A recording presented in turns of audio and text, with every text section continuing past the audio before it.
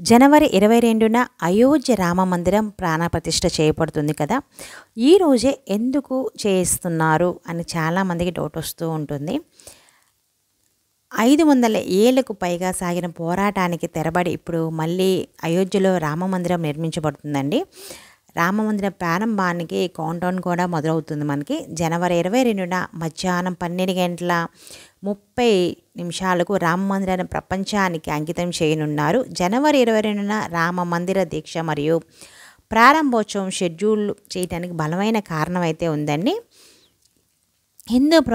హిందూ పురాణాల ప్రకారం శ్రీరాముడు అభిజిత్ ముహూర్తంలో జన్మించారు కదా.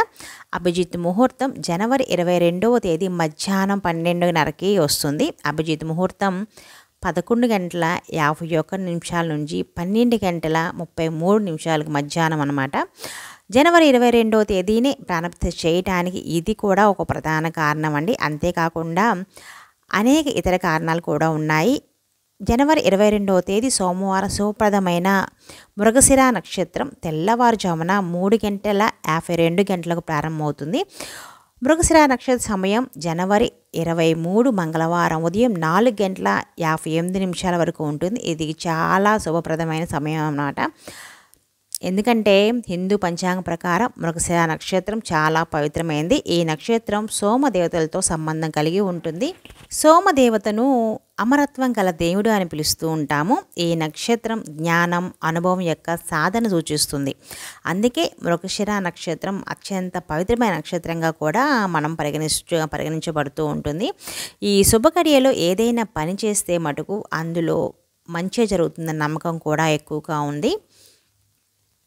పురాణాల్లో ఈ అభిజిత్ ముహూర్తంలో శివుడు త్రిపురాసుడు అనే రాక్షసుడిని చంపాడని చెప్తారు. అందువల్ల ఈ ముహూర్తం శత్రువుల పతనానికి శుభప్రదమైంది. ఈ సమయం ఎప్పుడూ విజయాన్ని సూచిస్తుంది. అందువల్ల ఈ ముహూర్తంలో కొత్త వెంచర్లు, వ్యాపారం, పని, ఆర్థిక పెట్టుబడులు, గృహప్రవేశం, వేడుక మొదలైన శుభకార్యాలకు మంచిదని కూడా భావిస్తూ ఉంటారనమాట. ఈ రెండు యోగాలు కూడా ఈ రోజున ఉన్నాయన్నమాట. అంటే ఈరోజు మృగశిర నక్షత్రంలో అమృత సిద్ధి యోగం మరియు సవర్త సిద్ధి యోగం కూడా కలుగుతుంది. అందుకే ఈరోజు అత్యంత పవిత్రమైన రోజుగా పరిగణించబడుతుంది. జనవరి 22న 84 సెకండ్లలో ప్రాణప్రతిష్ఠ జరుగుతుందండి. ఈ 84 సెకండ్లు చాలా ప్రత్యేకం అన్నమాట. ఈ 84 సెకండ్లు అత్యంత పవిత్రమైన రోజుగా కూడా చెప్తారు. ఈ ముహూర్తంలో ప్రాణప్రతిష్ఠ చేయడం భారతదేశానికి మంచిదని, అది అగ్ని, అకాల మరణం, దొంగతనం, వ్యాధి, మృత్యువు నుండి రక్షిస్తుందని కూడా నమ్ముతాం మనము.